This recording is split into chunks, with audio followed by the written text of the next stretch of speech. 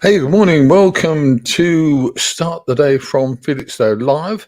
It's Friday, the 9th of June. My name is Chris, and this completes our first week of once every couple of days or news programs in the morning. It's not a big show, it's just an interesting thing to do, and it's good to bring people up to date with what's happening. We've got something fairly dreadful coming up in a minute, which is this. But first of all, we'll do our usual and talk about the weather, because the weather's important around here, isn't it? Really, let's be honest, we'd like a bit of weather. Not really. It's supposed to be a nice sunny day today, but we still seem to be continuing with that pretty horrible, really boring northeasterly breeze through today. I don't know what's going to happen at the weekend. We will publish those on the early morning of those days. That Saturday and Sunday morning, we'll publish the weather news from the mighty BBC, which this is, of course. And you can see for yourself, see what you think is going to happen. So, okay, that's the weather for today. It's going to be breezy. It's going to be reasonably warm. It's going to be moderately comfortable. And the tides today, low tide at about 9:45 and high tide at about 4:30. Okay, mind how you go if you're going out on a boat or if you're swimming, but it shouldn't be too bad. But it may be a little bit rough, really, I think, based on that northeasterly breeze. There you go. Okay, so now let's go to the one that kind of hits me in the face all the time. And as I see, I've made a little error here, but never mind. Am I going to worry? No, I jolly well am not. There we go. That's easy. So what we're looking at today is a road accident on the A14.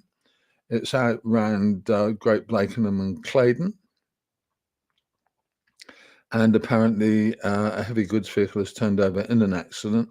As far as I know, according to National Highways, no one has been badly hurt or seriously injured, which is a great relief, I have to say.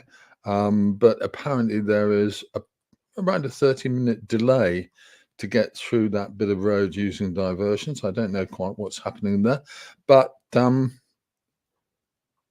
the accident itself should be cleared by about noon, by about lunchtime, apparently. But we wait to be convinced about that. We'll have to see how it all goes. If you are coming to Felixstowe from further away, or if you're leaving from Felixstowe to go off in a westerly direction on the A14, do be aware of this one. Perhaps plan another route if you're doing that trip this morning. Don't forget, I'd love. Oh, that was my phone going off. There you go. Such is life. Okay, so excuse me. I really shouldn't cough like that when I've got the mic live, shall I? I should take it out, but never mind. What we're looking at with this A14 accident is yet another instance where the A14 blocks. It seems to happen once or twice, sometimes 3 times in a week. What are the National Highways people doing about it? Do they have any kind of real effective way of getting around this problem, because it is becoming a huge issue, I think, for many haulage companies. It's becoming a big issue for many people who use the A14 to go to work and to go home. It's a real pain. So someone take a look at the A14, do something about it, instead of saying, oh, we thank you for your patience. Okay. On at the Palace Cinema next week. Are you there, God? It's me, Margaret. And also Spider-Verse. That's Spider-Man Across the Spider-Verse, running until next Thursday inclusive. Tonight at the Spa Pavilion, Think Floyd. And tomorrow night, Jules Holland. I like Jules Holland a lot. Don't forget, the carnival is now working towards its climax on the 21st to the 23rd of July. And I think if you've got a bit of community spirit and you want to do a bit of volunteering, I know the carnival organisers are usually very happy to hear from people who would like to help with the carnival. That's volunteers are needed by Felixstowe Carnival. You can find their page at felixstowecarnival.org. Get in touch with them there and see what you can find out. They'd love to hear from you, I'm sure, however. Okay, we're now going on to a boot sale at the weekend, every Saturday. at the old Cavendish site in Sea Road. You'll find the Lions boot sale. I'm going to try and go down there. I don't know whether I'll sell everything I've got to sell, but I might go down there maybe tomorrow. Who knows? We'll see. Depends if I can get out of bed early enough. I don't know whether I can. Oh, excuse me. I'm sorry about that. That went completely up the tube, didn't it? Such is life. Let's get there. Let's go to that. Okay, sorry about that. And let's see what we got next on the list. Okay, next on the list, here's one for you. Do you recall that the Guardian newspaper was saying that the Home Office wanted to put out or wanted to put cruise liners or accommodation barges alongside quays at Felixstowe or Harwich to accommodate asylum seekers? Apparently, Harwich MP Sir Bernard Jenkins said a Home Office agent was putting out feelers a couple of weeks ago, but he didn't get very far. Now, I don't know really where that one goes or whether he was flying a kite in the wind, but according to East Suffolk Council, they say they didn't think they'd actually heard from anybody about this proposal, so they're kind of not very interested. And apparently at the port of Harwich, no commercial partner is interested in cooperating on this project. There you have it.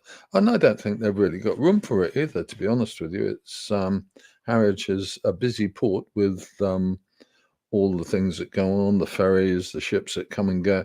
And of course, we'll probably have some cruise liners in there this summer. So Harwich, no, thank you.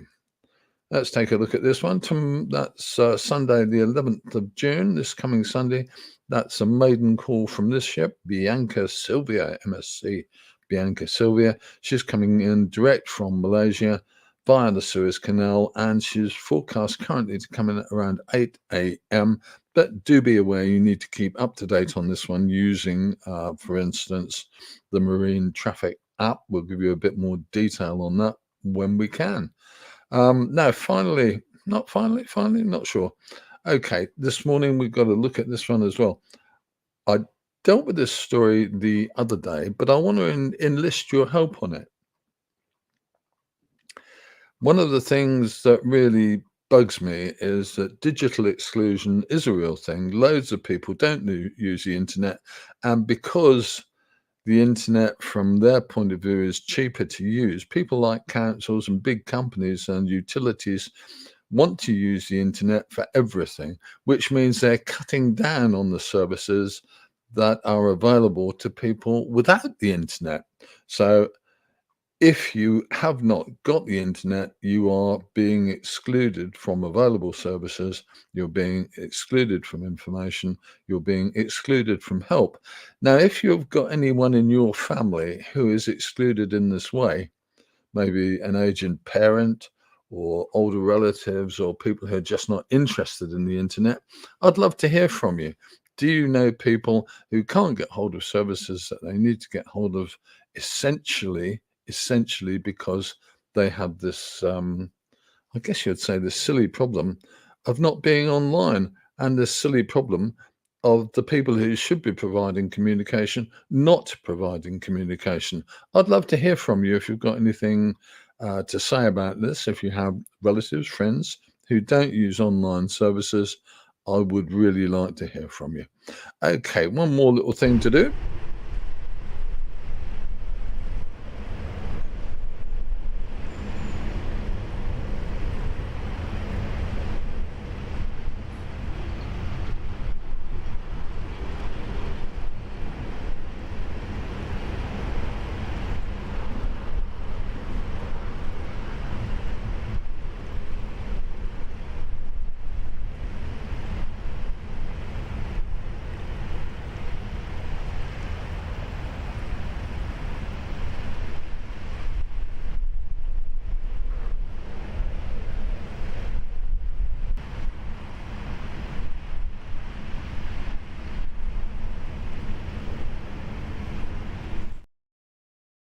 And there we have it. That goes through my little list of bits and pieces that we're talking about today. Don't forget, we've got that new channel started about 10 days ago.